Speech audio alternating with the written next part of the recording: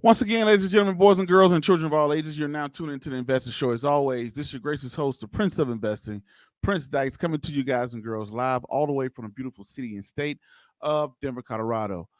If you're catching this live or catching the playback, don't forget to hit the like, subscribe, comment, and share button. We're catching live here on Facebook, and the playback will be a premiere will be down here on YouTube, and the audio experience will be up on our podcast and platforms as well. But the thing I want to come in, I want to tell you guys today is as we look at the world of investing, as you look around the world of investing, so many people start to think about what's going on in the market, right? And as a world that continues to change, the fundamentals will stay the same. And I will tell you that it's one of my new books that I'm reading to. Books that I'm reading, I'm going to share that with you. I'm going to put this link in the description box for the people that's catching this live, and the playback is going to be in the description box. And this book is called the third edition of Financial Statements, a step-by-step guide to understanding and creating financial reports. Here's a picture of it. So boom, there it is. Is a picture of it. This is my latest read, my newest read. Scoot up here so I can get to my microphone. One of my newest reads. And the reason why I'm sharing this with you guys and girls is that in a world that's constantly changing, as we look at new companies coming and going, as we look at the big companies of the world, old companies of the world, the one thing about it, business never changes. Business stays the same, ladies and gentlemen. Why is that important? When you're out there making an investment, you're looking into the investment world, and you're trying to figure out what's going on around the globe, or what's the best investment to make, or whatnot, the fundamentals will stay the same. And today, what we're going to do, we're going to go over the top 5 fundamentals of financial reports. Now, first, we're going to talk about the importance of reading financial reports. I just got the phone with one of my good friends of mine, financial guy. He said, "Hey, Prince, I'm buying a particular company, and I've been buying it for a good bit of time because it's a company that I use." I said, "Oh, great." So I said, so do you know anything about the company's finances?" "Nah, not really. I know it was a penny stock and I made a little money." "Okay. Do you know how much cash it has on hand? Do you know if it's a profitable company? Is it a non-profitable company? Is it uh, does it have cash on hand? Is it netting a loss? Why is it netting a loss? Do you know who the competitors are? How the competitors performing?" Person really didn't know, right? It's like, well, Prince, I got to get better at reading financial reports. That's something I want to get better at. Why is that so important? If you understand the finances, if you know what's in the bank account, you can sleep easy at night. Let me say that again. If you understand the finances and you know what's in the bank account, you can sleep easy at night. For prime example, if I'm an investor into Apple or Microsoft, Southwest Airlines, I brought stock in that Southwest Airlines back when the government announced it was going to bail them out. Right? Why did I buy stock in Southwest Airlines out of all the airlines? Because I did the finances and I only looked at the top 2 companies. The top 2 American companies in the airline industry was Southwest and Delta. Right? Then I look at Delta and I say, Southwest and Delta, who has the most cash on hand? Who does a better job of managing cash? What does the cash flow statement look like? What does the income statement look like? What does the balance sheets look like? Now, as airlines start to file bankruptcy, I know the last companies to go are the big boys. You look at the Facebook, not the Facebook, look at the social media arena. The first ones is going to be able to go first. If the sector fall into a hard time, the first ones is going to go first are the companies that are at the bottom. The small guys are going to go first. The last ones are going to be the big guys, just because they are big. So this is why understanding finances, knowing the debt ratios, knowing how much cash a company has, knowing how much assets the company has, what are the liabilities, how much debt is on hand of the company, how much cash is on hand of the company, what is the company investing in? Is the company borrowing a lot of money? Is it investing a lot of money? What is this cash flow from operations? These are simple, basic questions that if you know, you will become a more comfortable investor and be able to sleep at night. For prime example, I purchased Bank of America. Bank of America has been down for about a month or so in my portfolio. I sold cover calls to produce the income from that, but it would just sit in my portfolio. Now it's doing well. Why can't I sit in a company? Why can I sit and hold a company and be confident in it? Why can I can do that? Because I know the finances. I understand it, right? How you doing, Miss Melanie? She said, "Good evening, sir. How you doing, Miss Melanie? Good evening." But this is the question I wanted to ask you guys and girls: understanding the finances. So Let's get straight into it. The first thing, ladies and gentlemen, the balance sheet. Understanding the balance sheet. What is the balance sheet? The balance sheet is what's in the bank account, money in the bank. It's going to tell me the assets, the total assets, the current assets, the cash on hand. It's going to tell me the total assets, the total current assets. Why current assets important? Because guess what? When times get hard, that's when cash becomes king for a company. For a company. So it tells me how much money is in the bank. It also tells me the liabilities. I can see the long-term debt. I can see the current debt. What debt are due within a year? How much debt is due within a year? What debt is due with over a year? Long-term debt is defined by 12 months or more, right? So those are things you got to be thinking about, looking at the balance sheet, knowing what's on the balance sheet of a particular company. So having that, knowing what's inside of the balance sheet of a company. Most people that buy stocks, they don't know what's on the balance sheet of the company. Is this a good company? It's a bad company, right? For prime example, I have things. Why did I make certain investments and I can sleep at night? Because I know the finances of that particular company, and anything can happen to anybody, but it lessens, right? So the first thing is the balance sheet. The balance sheet tells you what is on what are the assets and the liabilities of a particular company, how much cash they have, and why is that important? Because that lets me know when things get hard, the balance sheet is going to tell me who's going to be able to make it. If you had paid attention to Hertz before it filed bankruptcy, it was a losing company for the last couple quarters of years, right? It was netting losses. It was an unprofitable company. You could have saw that you could have compared the money they had in the bank compared to Avis, and you could have noticed, why this company don't have too much money in the bank? So that's number one, knowing the balance sheets. Let me get to some of you guys and girls' comments. What's going on, me? She said, knowledge is key. Yep, that's very true.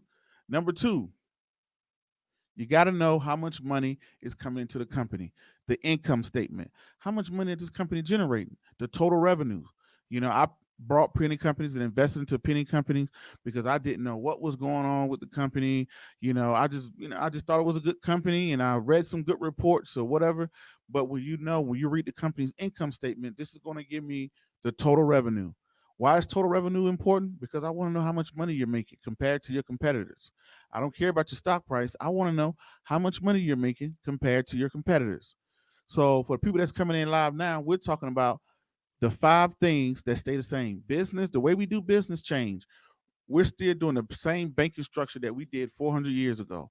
The only difference is you might be doing it on your phone, you might be doing it on your computer, you might be doing it in a drive-through, but guess what? It's all the same. Checking, savings, bonds, mutual funds, income statements, balance sheets, they're all the same.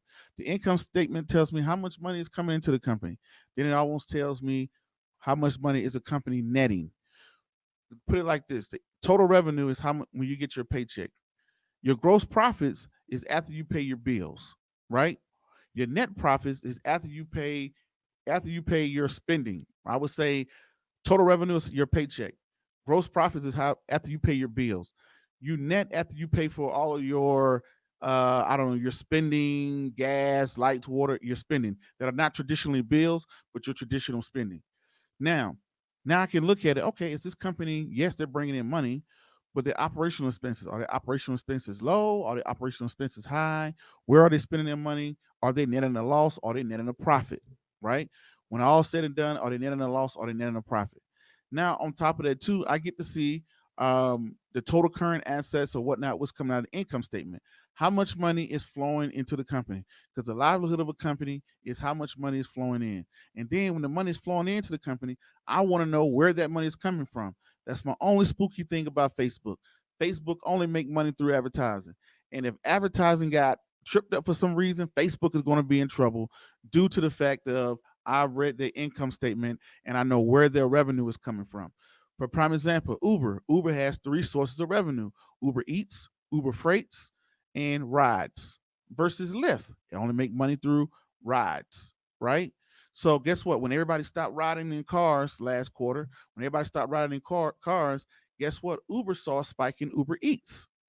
So that's why I love different sources of income, total revenue.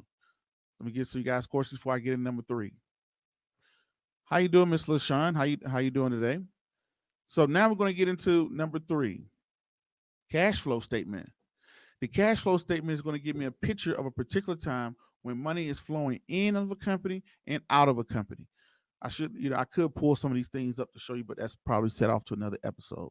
But what a cash flow statement is going to tell me, first, I'm going to be able to look at a cash flow and tell if it's netting a loss or a gain. The cash flow statement is broken down into uh, three sections. Operating is first.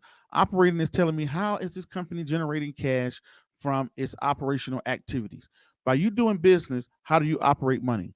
Number two, investments. This is where I can see where the company is investing. That's how I was able to see Uber spent like $1.3 billion buying somebody else's company or whatever. Investing. How is this company investing? Number three, finances. How's the company finances? Are they taking out a bunch of loans? Are they selling bonds? Are they buying back their stocks? What are they doing? I can tell when a company is buying back its stocks by looking at the financial section of the cash flow statement. So that's the those are the three things. Of course, everything wants to go off. We got Mr. Aku said, "What's up, Prince? What's going on? What's going on, Mr. Turner?" So now, I forgot to kind of mention it. Let's go back here for a second. The balance sheet. The balance sheet is pretty much broken down into assets, liabilities. Assets on the left, liabilities on the right. Right. The cash flow is broken down into three statements: operational, investing, finance. Right. Income statement is pretty much money that's coming in and the money that went out. Simple. Right. Now let's go on to number four. When you look at the balance sheet, you're going to be able to tell how much debt does the company has. I can look at the interest expense. Why is debt important? When hard times hit, companies with a lot of debt, they go into debt management mode. When hard times hit, companies with little to no debt, they go into investing mode. Facebook has little to no debt. Guess what? They just brought GIPHY. They brought Gipney. Why? They have little to no debt. Hard time come, they can buy somebody else. Look at look at the airlines. They carry a lot of debt. As soon as hard times hit, they start to try to cut people off, manage debt. I want somebody who's going to be able to expand in a downturn. And you can't expand in a downturn when your revenue starts to decrease and you have a lot of debt. When the revenue starts to decrease, you have a lot of debt. People go into debt management mode versus expansion mode. Facebook goes into expansion mode. Uber, even though they're not profitable, they ain't looking too good. They're being a little aggressive, but they go into expansion mode. Look at a Berkshire Hathaway. Those guys are going to go out. They're going to buy other companies, right? In a downtime like this. So that's number four. Okay, who was A key? A key. Okay, A key. Okay, he says pronounced A key, aka Proud Dad from YouTube. Oh, okay, got it. What's going on? A key. Nice, nice. Glad to see you over here on what you call it on Facebook. I'll be over there on YouTube in a second.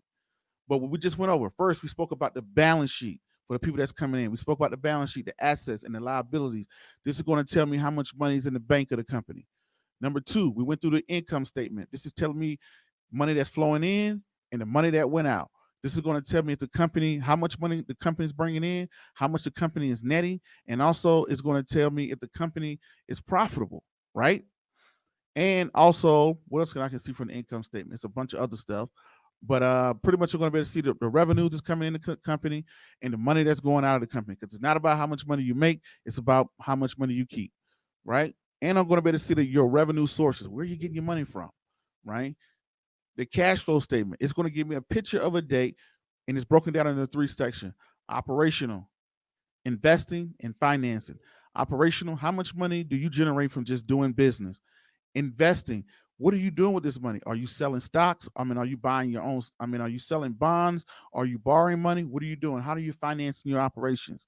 Number three, the finance. Did I say financing? Investing. Number two was investing. That's pretty much telling me what you're doing with the company's money. Number three, maybe I got mixed up. It was financing.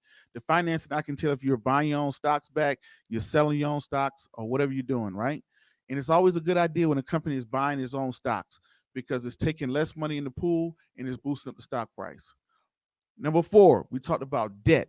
These are all fundamentals. Business may change, fundamentals stay the same, right? Fundamentals tell you what to buy, technical tell you when to buy. So learning the fundamentals, it tells you what to buy. You're just waiting on the technical data to tell you when to buy it, right? So right now, debt that's in the company. How much debt is in the company? You can learn this from the balance sheet, looking at the long-term debt. Also, you can look at it on the income statement in interest expense.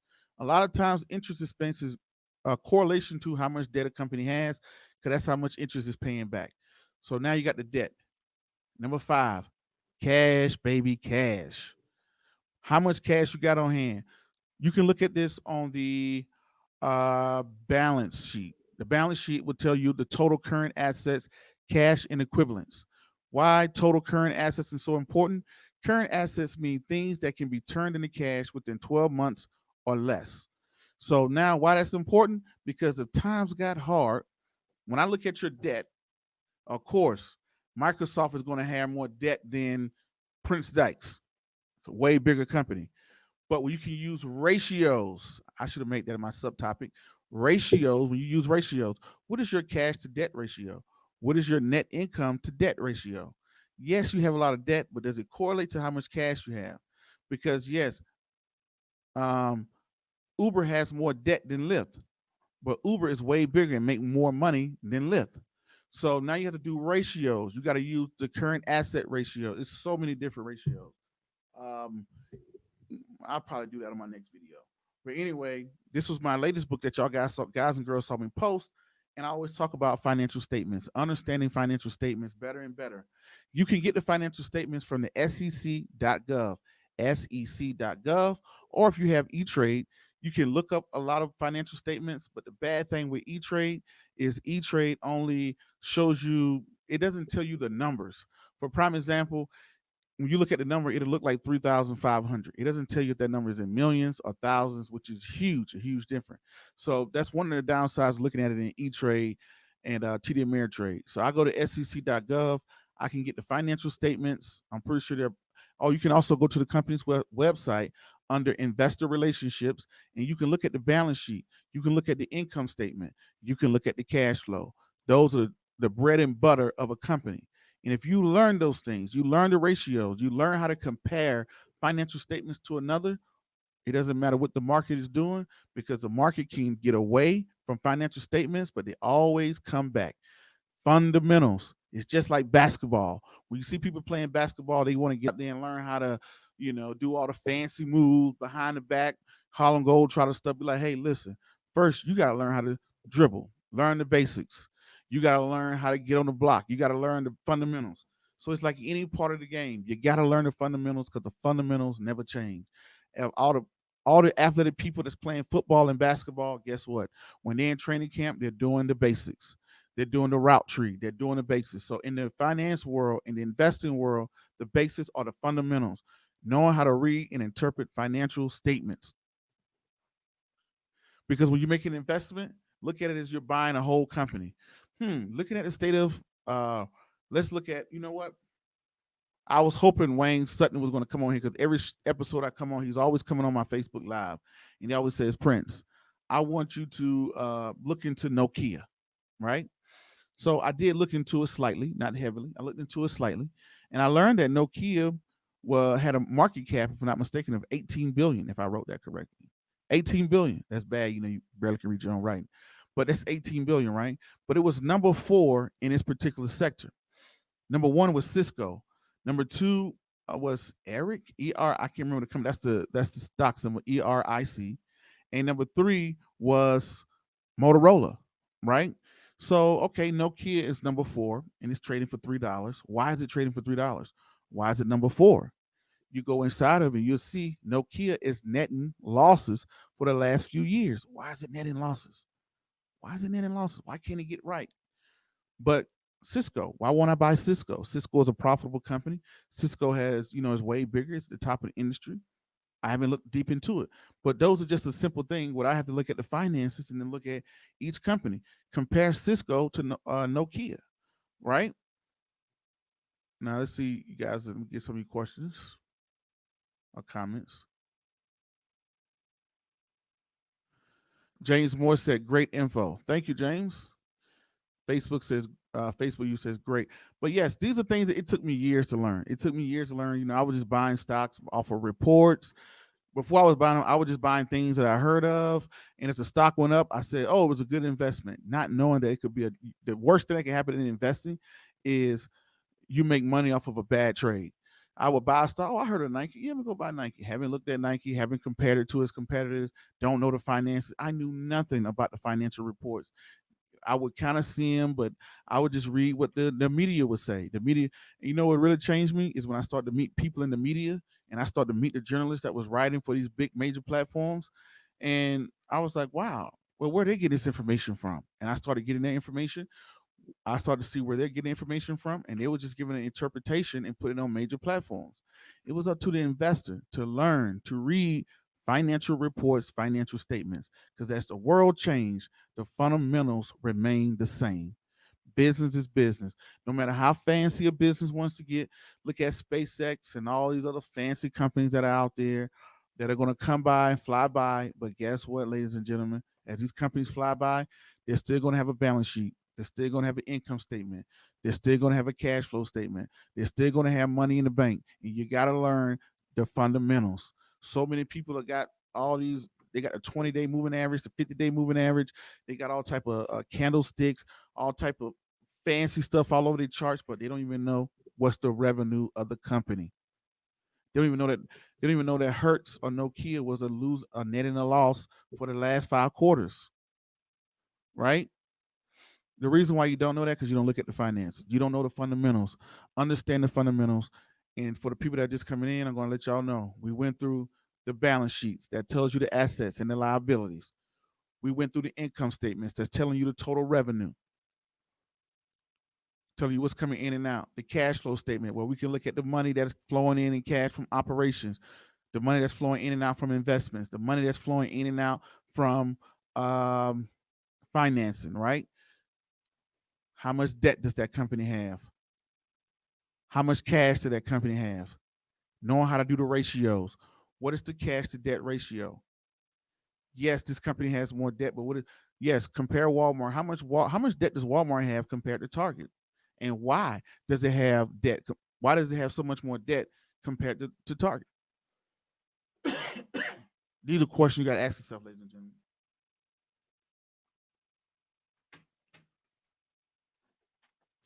These are questions you got to ask yourself, ladies and gentlemen. So anyway, that's going to conclude today's episode. I hope you guys and girls got something out of it. Don't forget to hit the like, subscribe, comment, and share button. And I did drop the link for the people that's catching this on Facebook Live for my latest book on financial statements. If you want to grab a book or whatnot, I just got it not too long ago. I'm peeling into it and looking at it. It's pretty good. A lot of information I already knew, but I like to have information where I can scroll down. If you want something for free, email me at prince at childrensfinancialliteracy.com and I will send you a PDF. It's like 500 pages. Everything you want to know about financial statements, so you can look at them and start to understand and start to interpret. So you're not just buying a stock because of what somebody said and what you heard, and you're not basing the good investment because of the prices going up. Because I've seen plenty of companies go up, then come right back down. Remember GoPro? There are plenty of companies that went up and it went back down. You don't know why it's going down, but guess what? I can sleep easy at night if I know and understand the financial statements. All right. Well, once again, ladies and gentlemen, boys and girls, my name is Prince Dykes. This is the Investor Show. Until the next video, podcast, cartoon, or whatever else you see me do crazy around the globe, peace, be safe. I'm out, and thank you.